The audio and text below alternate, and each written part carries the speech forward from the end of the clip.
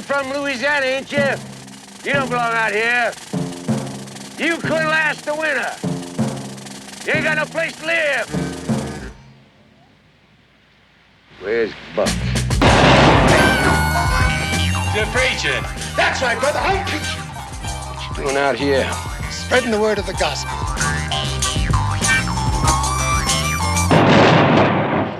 We want this Buck.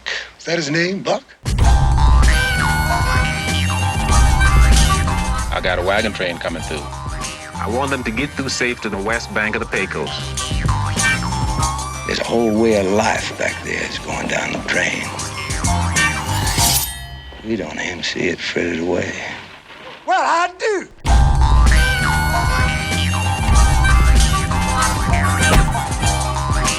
If it was me, I'd look for money where money's kept. Like in a bank.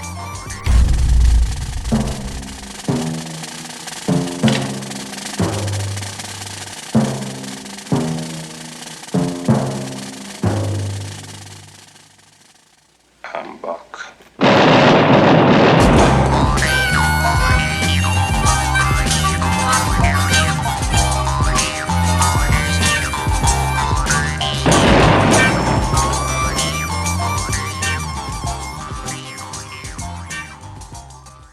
Hey everybody, this is Cleve, This is Michael.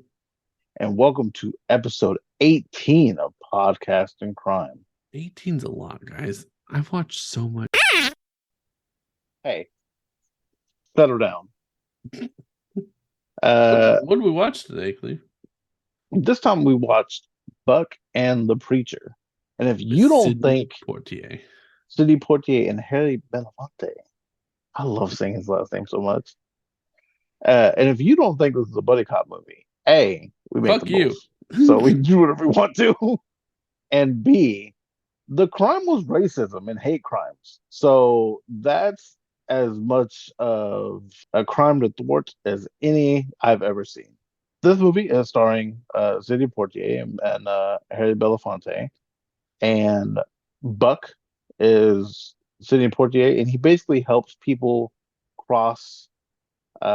Basically, they're taking like the Oregon Trail, and Harry Belafonte is a preacher who, from the very beginning, you're pretty sure is a scam. Like, Oh, yeah. pretty positive, and then spoiler alert, he was in it for the money. I don't even know where you would want to dive into this one.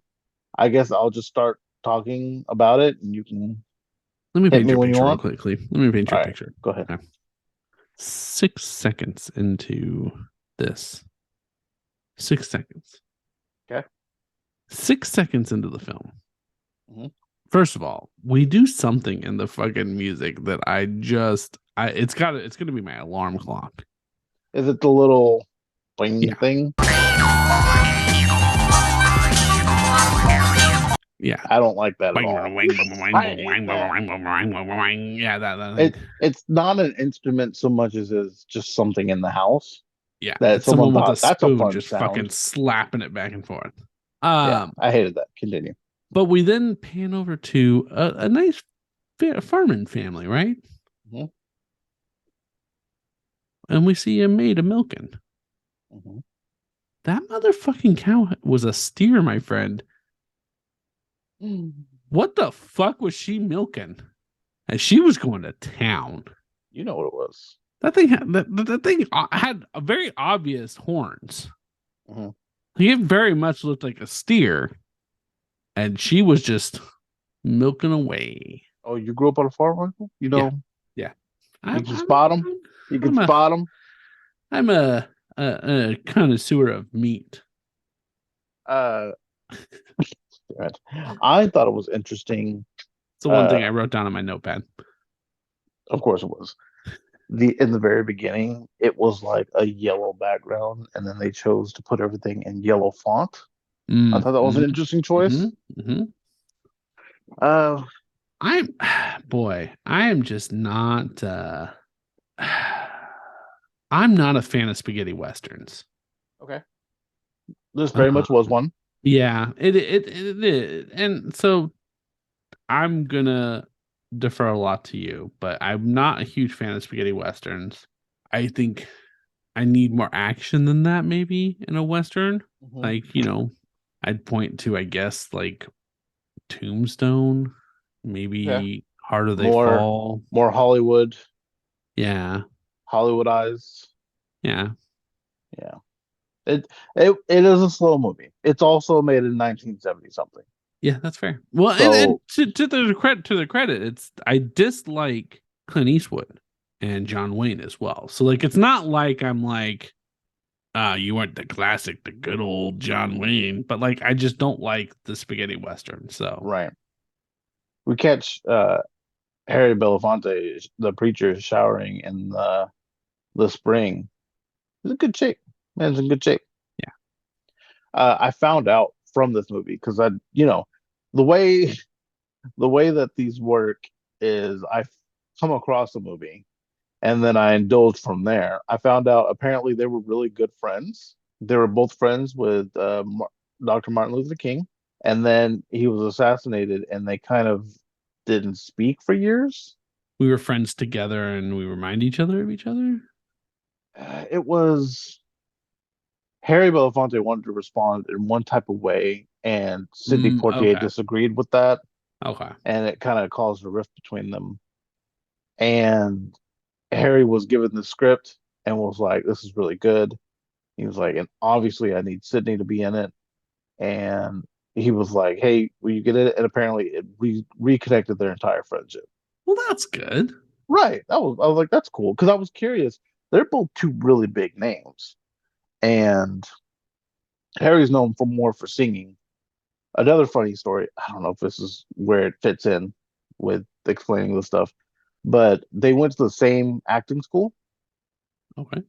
and they were doing a play, and Harry was the lead, and Sydney was the understudy. And Harry had a job that paid for him going to the school, and someone was supposed to cover his shift and didn't, and so he didn't get to act on that day. Sydney stepped up, and that just so happened to be the day that the people from Broadway and Hollywood were all there to see this Mm, amazing guy do this amazing role, and they got Sydney instead of Harry, and that kind of super sparked Sidney Poitier's acting career. And Harry Belafonte obviously acted, but then he also sang too, like his Caribbean music that he's known for, the right. Deo and all that. And but also still very much was an acting. And I feel like in this he acted pretty well. He fucked up his teeth for it, like not in real life, but made it look Yeah. because I saw him and I was like, God, I don't think his teeth were really like that. But man, these look. He was just, and I watched like behind the scenes shit of him just like scrubbing shit into the middle of his teeth, not shit, but into the middle Stuff. of his Yeah. teeth, just to like really get into character. And both Oh, he definitely seemed, sold it. both seemed not like method actors, but really, really committed to making sure that this was something. In fact, I also found out because I went down a rabbit hole. It This sounds movie. like it. So I bought this movie and it is part of the Criterion collection, Great. Criterion. Yeah. Criterion, and yeah, which apparently they're a company that wants to make sure movies are preserved. So they made sure this movie made it to Blu-ray, basically, because it's of that level of importance. I did not realize until later on in the movie, even though now I'm looking and it says it right on the cover, Sidney Poitier directed this movie. Oh, okay. They had a director, and neither of them liked the way that he was doing it. So like, get And the fuck out of here. We'll do it. they said that the the company producing it and paying for the movie wouldn't have let Sidney be in charge, so they just didn't say anything and kind of let they let him direct it. And they're like, "Well, I'm stuck with it now, so I guess they let him go through with it." Anyway, into like actually about the movie. Um, Racism basically is the big villain here, Fuck ton of and racism. boy howdy did they. And you know what's funny? I remember seeing the Native Americans and being like, I can't tell right now, but it seems like they're handling them very well. And you don't It typically did. get that from And I did movies not at this expect it. time. Yeah. And it makes more sense that it was Sidney directing, which is why they were handled so well. Having said that, Gina Belafonte was the woman who spoke and translated, white woman. So, not without their faults. Right. But I think there's a couple scenes in this movie where they really like tackle some serious shit, and I feel like they handle it really well. So Buck is trying to get the people settled in a different part of town. There's a posse that doesn't like that, and he's Because basically they on the want him run to go from back them. to Louisiana. Well, there's plenty Yeah, of good jobs back there for you. that seems so. Yeah, he steals Preacher's horse, which is funny, and then Preacher gets in trouble because he has Buck's horse. And he's like, 500. You'll give me $500 to tell you where he's at? I got you. Don't even worry about it. Also, like, Preacher gets to town and he's like, hey, let me get some whiskey. And that little boy knew his whiskey numbers and was about his whiskey. He was a good ass employee. Another thing that I noticed, and it made more sense when I realized who directed the movie, is that I did not hear the N word one time said in this movie, which I was just waiting for. That's fair. You know what I mean? Like, Yeah, you could see some of the actors Quentin they were Tarantino trying throwing to around get. right now. You know They what I'm were saying? trying Like, to. You could definitely see that there were some of the actors that were like, they'd said it before. We know you. I was really curious when Buck switched the horses because I was like, is this like in Grand Theft Auto when you switch cars, like now they're less likely to find you? What do you think is going to happen that you switch horses? Maybe his horse was tired. Is that what we were trying to say? Yeah, I'm not sure. let's go with that. There were funny scenes I found in this movie, like when there's guys that are sitting up with what will we call them? The travelers, we'll call them, the families and groups that are trying to get across town.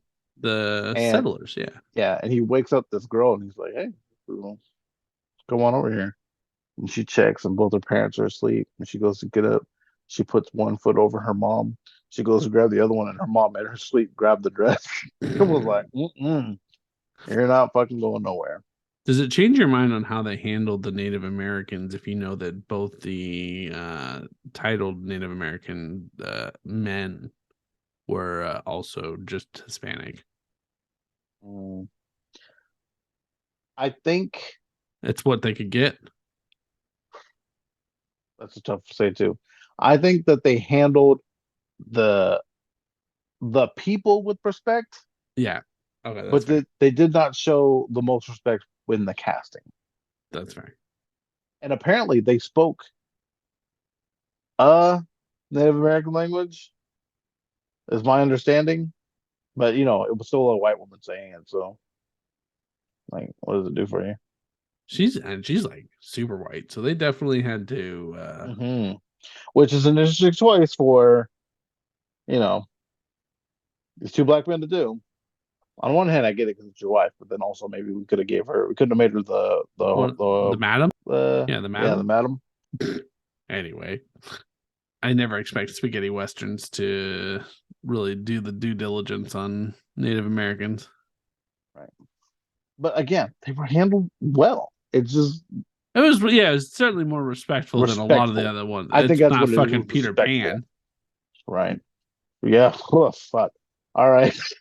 Yeah, no, absolutely. It was way more respectful than a lot of other fucking westerns. There's a speech. There's a scene later in the movie where he is having to Buck is having to talk to the chief about here's what we need. We need guns, we need ammo.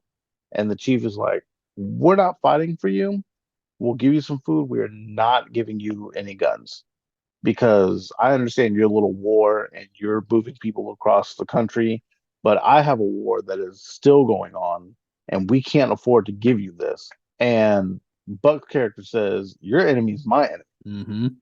And Chief hits him back with, So we know you shot our people. We saw that. Yeah. not too long ago, your ass was over there with them. Yep. So don't give me this shit about your enemy is my enemy.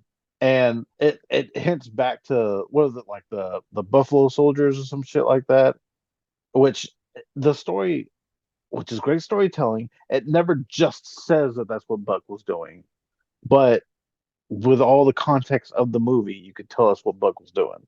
Right. And Buck didn't say shit, just sat there in it and was like, "Fuck, all right, cool, I get it. We'll take what we can get. I'll be on my way." He sure did. He was like, all right, well, yeah, you got me.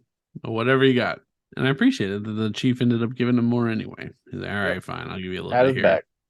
It's hard to just watch someone get killed.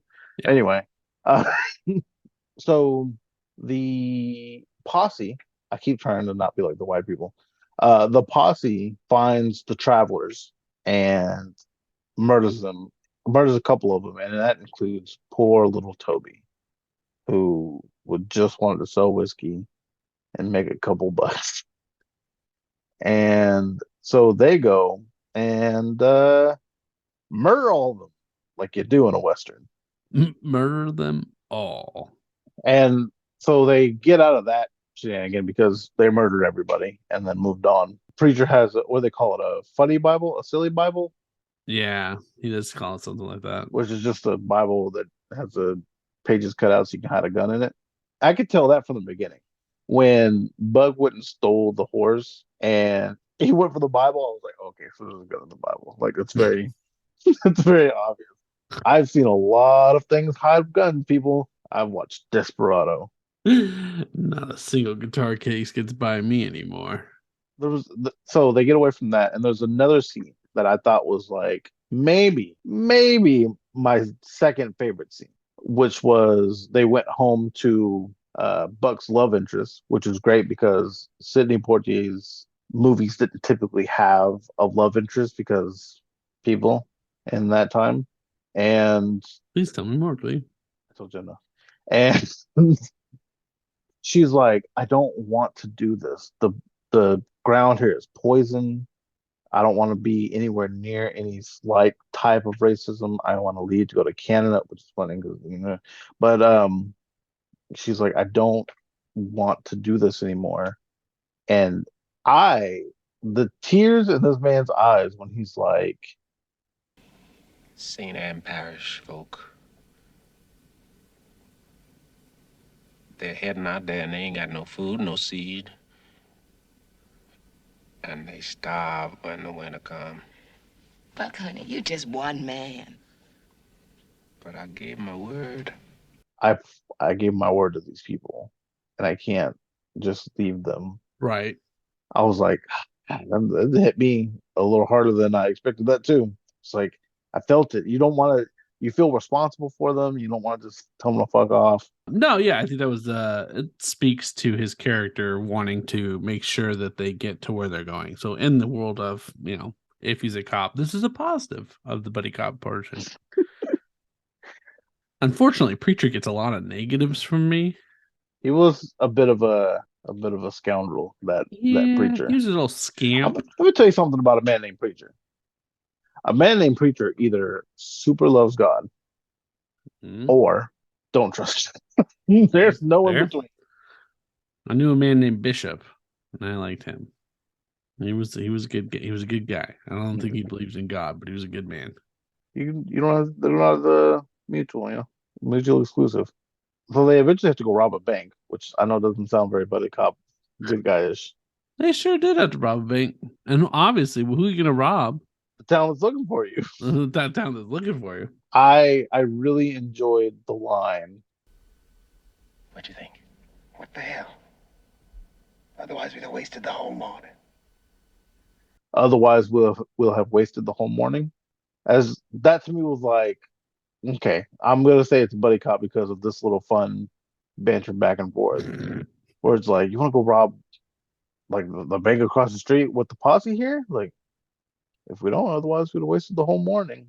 It gave a bit of a Lethal Weapon vibe to it. Yeah. I mean, Yeah. obviously Lethal Weapon came much later, but yeah, no, I enjoyed that.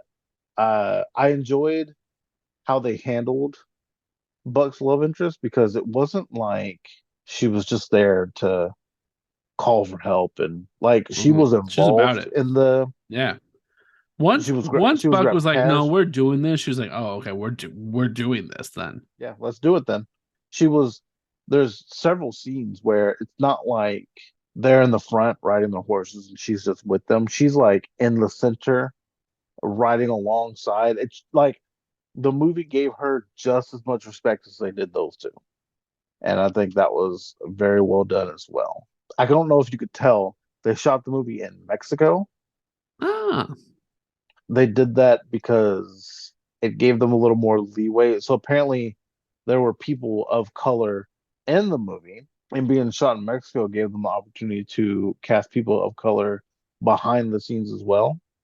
mm. I know you don't like it, but I Still really doesn't liked this happen. movie. This still doesn't happen in the U.S. right now, so it I makes don't sense. know. Ask John Leguizamo. What we can say? I know you don't like spaghetti westerns, and I typically don't either. I didn't think I was going to enjoy this movie as much as I did, but I did enjoy it. I thought it was a really good movie, considering the time that it was as well. Not a fan of taking a white woman and making her look like she's Native American, No, but I understand what you're saying. I'm not. I wouldn't turn the table on you like that, like you've done to me. And it's well, okay. I mean, don't say racist shit. No, do you like it? Do you think that the social impact that it had gives weight to it as far as your enjoyment? I I don't think think they were I don't think they were bad at acting. I think that the storytelling well, was they're both just amazing slow and actors. yeah, no, agreed. That's what I was saying. Like I don't think it was bad acting. I just think my unenjoyment of it was slow when it was action. It didn't feel like action, and it just was like at some points, especially in the early stages, I was like, what is like where's the What's drive the to the point of this? story? Right. Yeah. Yeah. Kind of like a what's the point? Like, and so I understand the importance of it, and I understand Mhm. the importance of the situation that they're discussing. But I was for an entertainment aspect, I was like, all right, like I have to get somewhere. I mean, like, give me a bomb with Adidas written on the bottom or something. I get you. Yeah, guys, this is from the guy Um, that liked the Super Mario Brothers movie, so I suck it, cinephiles. take take that fucking Sidney Poitier, Yeah. terrible fucking actor. No, I think without it's hard to say without them because if anything's going to make the movie itself too. But without the, I learned about the cultural significance of this movie after Okay. I watched it first, and I will say I fell in love with The relationship between the two. them two together, their Agreed. chemistry. I fell in love with the type of character that Buck was, and I really liked that although Preacher was not the best character, Hmm. he more or less came around to doing the right thing. I don't disagree with any of those points. I I think think that that you're right. I there think was that funny when he was like, the only ways out of here are to go back to where we came. He's like, well, there's people that want to kill me that way. What else you got? And he was like, all the way around. And then he found out that the posse was trying to cut off the travelers. And he's like, sounds like the back door's open. Tried to leave. He got shot at twice. And turned around. He came back with them. It was like, hey, here with you guys now. Let's get rolling. Because at the end of the day, I mean, I guess he's a crooked character, right? yeah. But at the end of the day, he was in the line to get shot for the people. He had a connection also with that little kid, so kind of like maybe that helped turn it for him Hmm. because it really did piss him off when he sees that the little boy that he was befriending died. Yeah. Um, It tends to upset like good people when children right. die. You would think, If you don't believe in that, stop fucking listening to us. yeah, Get you can dicked. really fuck off. If you care more about Uh the metal than the people, then you can fucking suck the fattest, juiciest one that we got. no, so I don't disagree with you. I like their connection together. It's obvious that off screen they do well together because of how they do on screen. Mhm. Which we don't get a lot. I like both characters. Mhm. It was a good movie. I I I, think, and I know what you're trying to tell me, and I think this explains it also. The way that I broke down this movie seemed very jagged and kind of jumped from place to place. And that's what this movie did also. Yeah. Like it wasn't a smooth conversation. It was like, we're here, we're here, we're here, we're here, we're here, we're here. Well, that And was the there. story could have been I think had they gotten along sooner, maybe I would have enjoyed it more.